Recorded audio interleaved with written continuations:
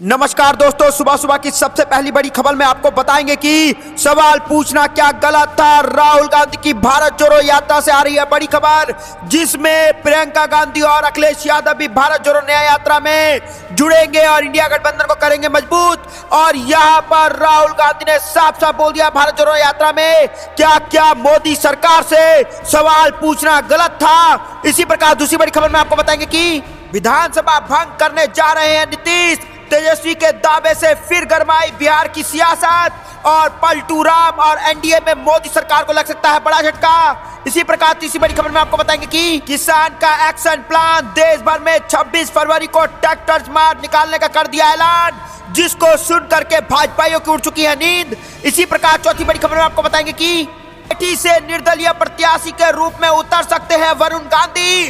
मोदी सरकार के अभी है सांसद और भाजपा को लग सकता है बड़ा झटका।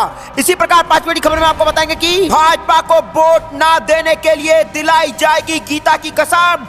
जाट बोले आरक्षण नहीं तो लोकसभा चुनाव में भाजपा को वोट नहीं। तो दोस्तों, यहां पर जाट ने साफ साफ बोल दिया है कि लोकसभा चुनाव में मोदी सरकार को वोट नहीं देंगे। इसके लिए गीता की कसम हम खिलाएंगे, क्योंकि आरक्षण की बात मोदी सरकार कर नहीं रही है।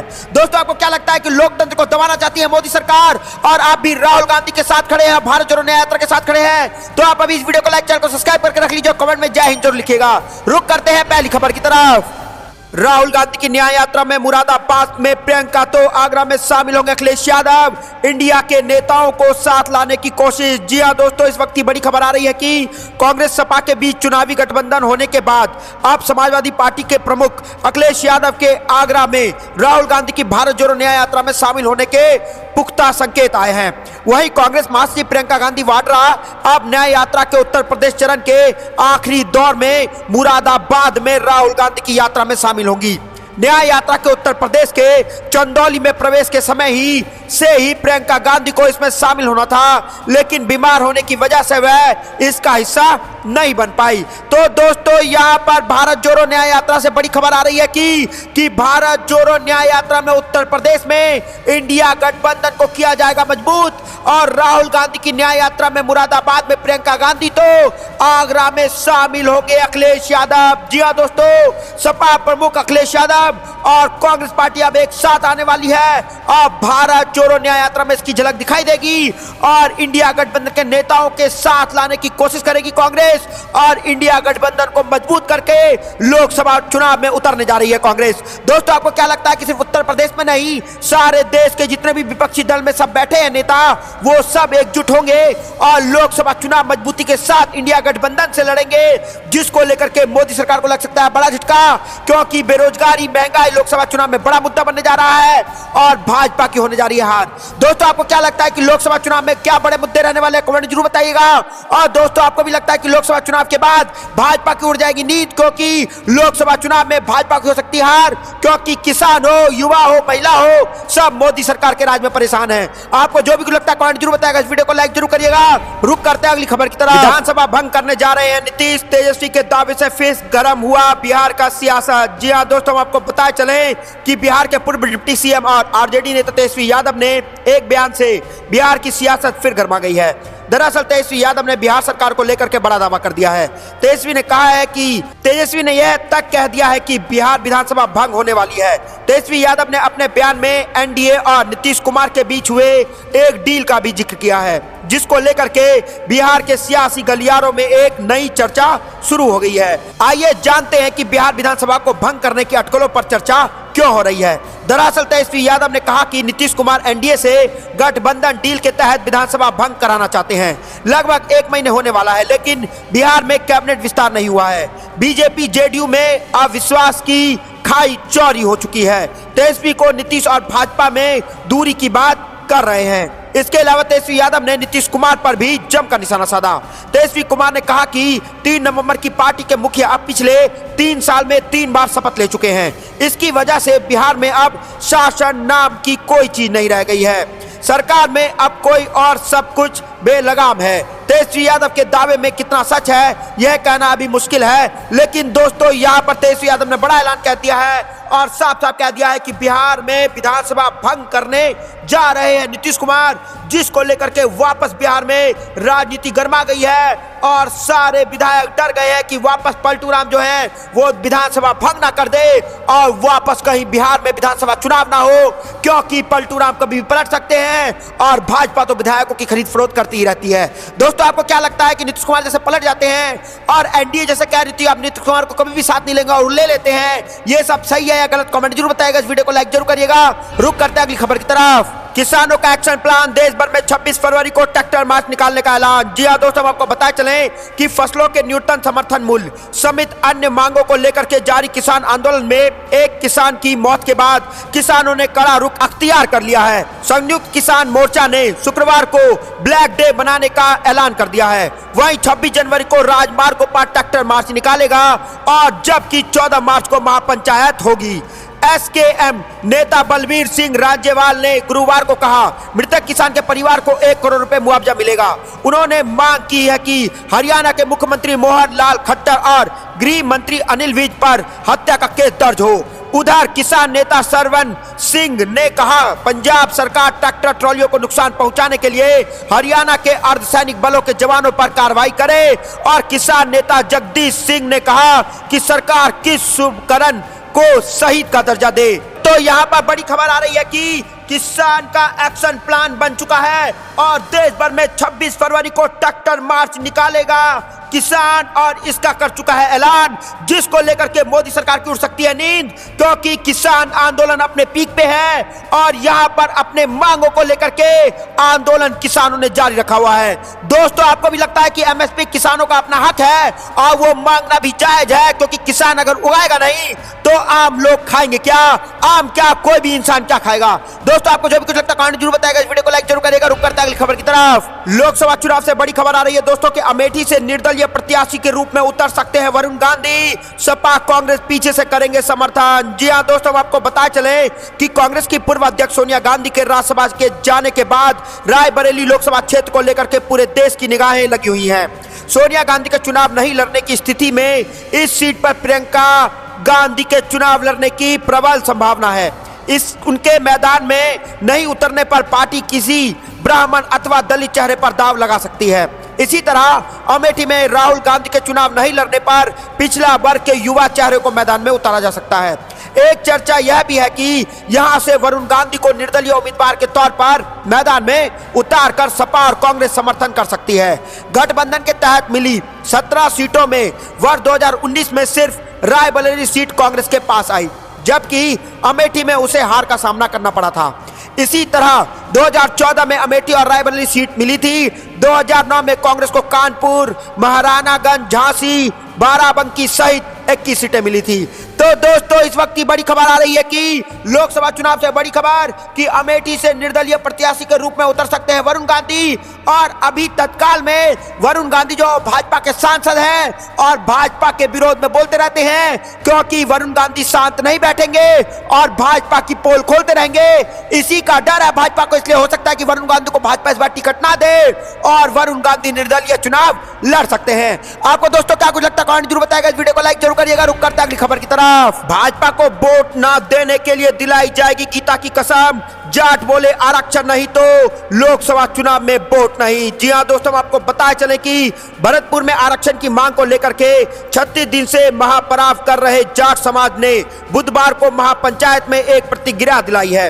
इस दौरान महापंचायत में शामिल सभी लोगों को प्रतिज्ञा दिलाई कि आरक्षण नहीं तो आगामी लोकसभा चुनाव में भाजपा को वोट नहीं। जाट समाज ने 51 सदस्यों की कमेटी का गठन किया है, जो जाट समाज के गांव-गांव और घर-घर जाकर सभी को गीता हाथ में रखकर कसम दिलाएगी कि आगामी लोकसभा चुनाव में भाजपा को वोट नहीं दे। यहां तक कि यदि भाजपा का कोई भी पदाधिकारी या कार्यकर्ता हो, उसे अपने घर के अंदर नहीं घुसने दिया जाए। हर गांव में और हर घर के बाहर पोस्टर लगाए जाएंगे जिसमें लिखा जाएगा कि आरक्षण नहीं तो भाजपा को वोट नहीं। तो दोस्तों यहाँ पर वोट नहीं देने के लिए कसम खिलाई जा रही है गीता की और साफ साफ जाट द्वारा बोला जा रहा है कि जाट बोले आरक्षण नहीं मिला तो लोकसभा चुनाव में भाजपा को वोट नहीं देंगे। दोस्तों, आपको क्या लगता है कि भाजपा से हर वर्ग परेशान है, और महिला हो, आरक्षण को लेकर हो, या नौकरी को लेकर के युवा हो, या एमएसपी को लेकर के किसान हो, सब जो है वो आंदोलन कर रहे हैं और भाजपा किसी की भी नहीं सुन रही है। भाजपा कुछ गिने हुए पूंजीपतियों की सरकार बनकर रह गई है, आम जनता की तो उनको कदर ही नहीं है। दोस्तों, आपको क्या लगता है कि लोकसभा चुनाव में अगर सब एकजुट हो जाएंगे तो भाजपा को लग सकता है बड़ा झटका, और जाट जो है वो एकजुट हो गए हैं और साफ साफ बोल दिया है कि आरक्षण नहीं तो लोकसभा चुनाव में वोट नहीं, इसलिए भाजपा को वोट ना देने की दिलाई जा रही है गीता की कसम। जी हाँ दोस्तों, यहाँ पर गीता पर हाथ रख के जनता को कसम दिलाई जाएगी कि वो भाजपा को या मोदी सरकार को वोट नहीं देंगे। आपको क्या कुछ लगता है दोस्तों, कमेंट जरूर बताइएगा। इस वीडियो को लाइक जरूर करिएगा। रुक करते हैं अगली खबर की तरफ। कांग्रेस का नहीं छोड़ेंगे हाथ, चाहे केजरीवाल को भेज दो हवालात में, आम आदमी पार्टी ने कह दिया साफ साफ। जी हाँ दोस्तों, हम आपको बताए चलें कि आम आदमी पार्टी ने एक बार फिर भारतीय जनता पार्टी और मोदी सरकार पर धमकी देने का आरोप लगाया है। आम आदमी पार्टी ने कहा है कि कांग्रेस से गठबंधन करने पर दिल्ली के मुख्यमंत्री अरविंद केजरीवाल को गिरफ्तार करने की धमकी दी जा रही है। राज्यसभा सांसद संदीप पाठक, दिल्ली सरकार के मंत्री सौरभ भारद्वाज और आतिशी ने एक साथ प्रेस कॉन्फ्रेंस करते हुए दो टूक कहा है कि कांग्रेस से गठबंधन होकर रहेगा, भले ही अरविंद केजरीवाल को गिरफ्तार करें या जेल में डाल दिया जाए। आम आदमी पार्टी नेता और स्वास्थ्य मंत्री सौरभ भारद्वाज ने कहा कि मुख्यमंत्री अरविंद केजरीवाल को अगले 3-4 दिन में गिरफ्तार करने की तैयारी है। उन्होंने कहा कि तैयारी सिर्फ राजनीतिक साजिश के तहत की जा रही है, क्योंकि आम आदमी पार्टी और कांग्रेस के बीच गठबंधन होने जा रहा है। यह नहीं चाहते हैं कि गठबंधन हो। अब जब यह गठबंधन पर आम सहमति बन गई तो उन्हें सीबीआई के जरिए अरेस्ट करने की तैयारी चल रही है। सौरभ ने कहा, हमें सूचना मिली है कि अगर हम गठबंधन छोड़ दे तो गिरफ्तारी नहीं होगी। हम भाजपा और मोदी सरकार को बताना चाहते हैं कि आम आदमी पार्टी अरविंद केजरीवाल को गिरफ्तार करना चाहे तो कर ले, केजरीवाल को गिरफ्तार करना चाहे तो कर ले। केजरीवाल और कांग्रेस का अलायंस इंडिया गठबंधन के अंदर होने जा रहा है, यह टूटने वाला नहीं है। वहीं आप सांसद संदीप पाठक ने कहा कि नई राजनीति परिस्थितियों को देखते हुए भाजपा ने अपनी रणनीति बदल ली है और भाजपा को लगता है कि आम आदमी पार्टी और कांग्रेस के बीच गठबंधन नहीं होगा, लेकिन अब इंडिया गठबंधन बनने जा रहा है और कांग्रेस और आम आदमी पार्टी आएगी साथ, जिसको लेकर के लोकसभा चुनाव में भाजपा को लग सकता है बड़ा झटका। दोस्तों, आपको क्या लगता है कि इंडिया गठबंधन से भाजपा डर गई है और मोदी सरकार को लग रहा है डर कि लोकसभा चुनाव हार ना जाए? हाँ या ना कमेंट जरूर बताइएगा। इस वीडियो को लाइक जरूर करिएगा। रुक करते हैं अगली खबर की तरफ। स्वामी प्रसाद मौर्य ने राष्ट्रीय शोषित समाज पार्टी बनाई, बोले भाजपा को हराने के लिए इंडिया को करेंगे मजबूत। जी हाँ दोस्तों, हम आपको बता चलें कि समाजवादी पार्टी से इस्तीफा देने के 3 दिन बाद स्वामी प्रसाद मौर्य ने गुरुवार को दिल्ली के ताल कटोरिया स्टेडियम में अपनी पार्टी राष्ट्र शोषित समाजवादी पार्टी के गठन का ऐलान किया है। इस मौके पर स्वामी ने भी एक इंडिया गठबंधन को मजबूत कर भाजपा को जड़ से उखाड़ने का प्रयास करेंगे और इसके लिए हर कुर्बानी देने के लिए तैयार हैं। इस खास मौके पर स्वामी के समर्थक बड़ी संख्या में टाल कटोरा स्टेडियम में जुटे। भीड़ के बीच अपनी पार्टी का ऐलान करते हुए उन्होंने दलित और पिछड़ों के हित में अपनी आवाज बुलंद की। स्वामी ने जोर देते हुए कहा, हम इंडिया गठबंधन को मजबूत कर भाजपा को जड़ से उखाड़ने का प्रयास करेंगे। मैं भाजपा को पराजित करने के लिए हर कुर्बानी देने को तैयार हूं। 20 फरवरी को स्वामी प्रसाद मौर्य ने समाजवादी पार्टी की प्राथमिकता सदस्य और एमएलसी पद से इस्तीफा दे दिया था। तो दोस्तों, यहाँ पर आ रही है बड़ी खबर इंडिया गठबंधन को लेकर के कि स्वामी प्रसाद मौर्य ने भी इंडिया गठबंधन को मजबूत करने की कर दी है बात और अपनी राष्ट्र शोषित समाजवादी पार्टी का कर दिया है निर्माण और भाजपा को हराने के लिए उतर गए हैं मैदान में और साफ साफ बोल दिया है कि लोकसभा चुनाव में जमीन से उखाड़ फेंकने के लिए मोदी सरकार को मुझे जो भी कुछ कहेगा मैं वो सब काम करने को तैयार हूं और देश को बचाने के लिए, दलित शोषित लोगों को बचाने के लिए, उनकी बातों को रखने के लिए मैं हमेशा तैयार रहूंगा और लोकतंत्र को बचाने के लिए मैं इंडिया गठबंधन के साथ लड़ूंगा भी और उनके साथ जुड़ करके मोदी को बड़ा झटका दे सकता हूं। दोस्तों, आपको क्या लगता है कि इंडिया गठबंधन को मजबूत करने के लिए स्वामी प्रसाद मौर्य इंडिया गठबंधन के साथ आएंगे? दलित पीड़ित लोग भी हैं, वो इंडिया गठबंधन के साथ जुड़ने जा रहे हैं? हाँ या ना कमेंट जरूर बताइएगा। इस वीडियो को लाइक जरूर करिएगा। रुक करते हैं अगली खबर की तरफ। हरियाणा विधानसभा चुनाव से बड़ी खबर आ रही है दोस्तों कि अपने ही विधायकों ने भाजपा जेजेपी सरकार को दे दिया है बड़ा झटका। दुष्यंत पर बोला हमला और भाजपा के लिए मजे मजे की कर दी है बात। जी हां दोस्तों, आपको बताया चले कि हरियाणा विधानसभा के बजट सत्र के तीसरे दिन का नजारा बड़ा दिलचस्प था। राज्य की सत्ता में अहम भागीदारी जन नायक जनता पार्टी का विधायक अपने ही नेता और डिप्टी सीएम दुष्यंत चौटाला और खट्टर सरकार की नींद जो है उसने उड़ा दी और भाजपा का इसका आनंद लेते हुए ताली बजा रहे थे। बल्कि भाजपा की सरकार जो हरियाणा में है वो जेजेपी के बदौलत है, लेकिन जब खुद के विधायक जेजेपी के खुद के विधायक ने सरकार की पोल खोलनी शुरू की तो भाजपा के कुछ विधायक इस पर मजे ले रहे थे और ताली बजा रहे थे। यहां तक बिगड़ गई कि दुष्यंत ने विधायक से इस्तीफा देकर चुनाव लड़ने के लिए कह दिया। इसके जवाब में विधायक ने भी दुष्यंत से ही इस्तीफा देने के लिए कह दिया। तो दोस्तों, यहाँ पर जेजेपी के खुद के विधायक ने दुष्यंत चौटाला को कह दिया कि इस्तीफा दे और वापस चुनाव में आए और उनके खुद के विधायक उन्हें हरा के दिखा देंगे, क्योंकि इन्होंने जो किया है वो जनता के साथ बड़ा मजाक किया है। तो दोस्तों, यहाँ पर खुद के विधायक ने भाजपा जेजेपी सरकार को घेर लिया है और भाजपा के कई विधायक जेजेपी के ऊपर ताली बजाते नजर आए और दुष्यंत चौटाला पर हंसते हुए नजर आए, जिसको लेकर के भाजपा जेजेपी गठबंधन को हरियाणा में लग सकता है बड़ा झटका और लोकसभा चुनाव में दोनों की पोल खुल सकती है उससे पहले, क्योंकि खुद के विधायक ने कह दी बड़ी बात, जिसको लेकर के भाजपा को लगा बड़ा झटका। दोस्तों, आपको क्या लगता है लोकसभा चुनाव 2024 में किसकी जीत होगी? कमेंट जरूर बताएगा। इस वीडियो को लाइक जरूर करिएगा। रुक करते हैं अगली खबर की तरफ। सत्यपाल मलिक के 3 परिसरों पर रेड। राहुल गांधी बोले सच कहो तो सीबीआई घर भेज दो, मोदी सरकार कर रही है लोकतंत्र की हत्या। जी हां दोस्तों, हम आपको बताए चले कि भ्रष्टाचार मामले में सेंट्रल ब्यूरो ऑफ इन्वेस्टिगेशन यानी कि सीबीआई ने गुरुवार को जम्मू कश्मीर के पूर्व राज्यपाल सत्यपाल मलिक के घर और अन्य 29 जगहों पर छापेमारी की, जिसको लेकर के जमकर राजनीतिक बवाल मचा हुआ है। मामले पर कांग्रेस के पूर्व अध्यक्ष राहुल गांधी ने प्रधानमंत्री नरेंद्र मोदी पर हमला किया है। सोशल मीडिया एक्स पर उन्होंने कहा कि किसान एमएसपी मांगे तो उन्हें गोली मारो, यह है मर्डर ऑफ डेमोक्रेसी। जवान नियुक्ति मांगे तो उनकी बातों तक सुनने से इनकार कर दो, यह है मर्डर ऑफ डेमोक्रेसी।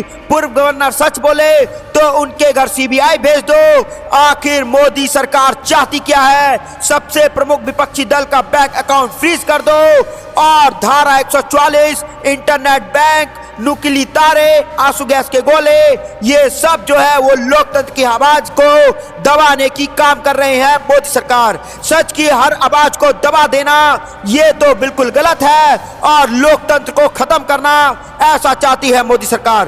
दोस्तों, यहाँ पर राहुल गांधी ने बुरी तरीके से मोदी सरकार को घेरते हुए सत्यपाल मलिक के ऊपर जो 30 परिसरों पर रेड मारा गया सीबीआई को द्वारा, उसको लेकर के मोदी सरकार को बुरी तरीके से घेर लिया है और साफ साफ कहा है कि लोकतंत्र को खत्म करना चाहती है मोदी सरकार और ऐसा विपक्ष नहीं होने देगा।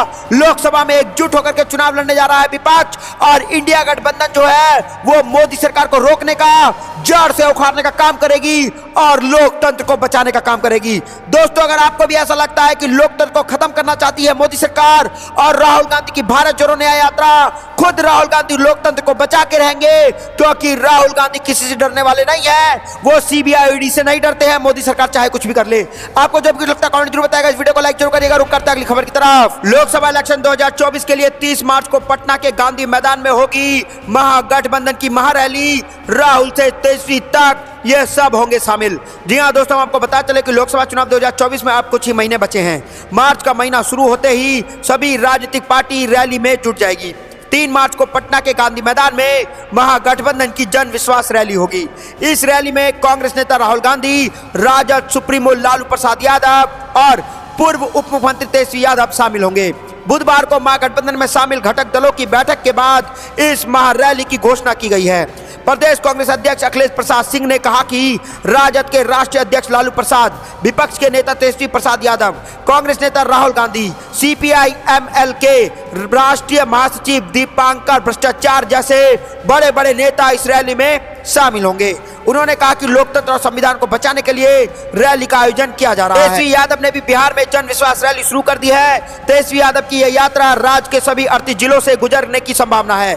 यात्रा 1 मार्च को समाप्त होगी। उन्होंने मुख्यमंत्री नीतीश कुमार पर निशाना साधते हुए कहा कि वह अब बूढ़े हो गए हैं, उम्र के लिहाज से नहीं बल्कि मानसिक के लिहाज से भी। हमने उन्हें 10 लाख नौकरियों का उनका वादा पूरा करवाया और हम अपने अभियान के आधे रास्ते पर थे जब उन्होंने हमें धोखा दे दिया और वापस पलटूराम पलटकर एनडीए में चले गए। तेजस्वी यादव ने आरोप लगाया कि नीतीश कुमार बिना किसी वजह से बिहार पर शासन कर रहे हैं और बिना वजह हाथ बदलते रहते हैं। इससे राज्य को कोई फायदा नहीं होगा। मैं आपके पास राजनीतिक बीमा मांगने आया हूं।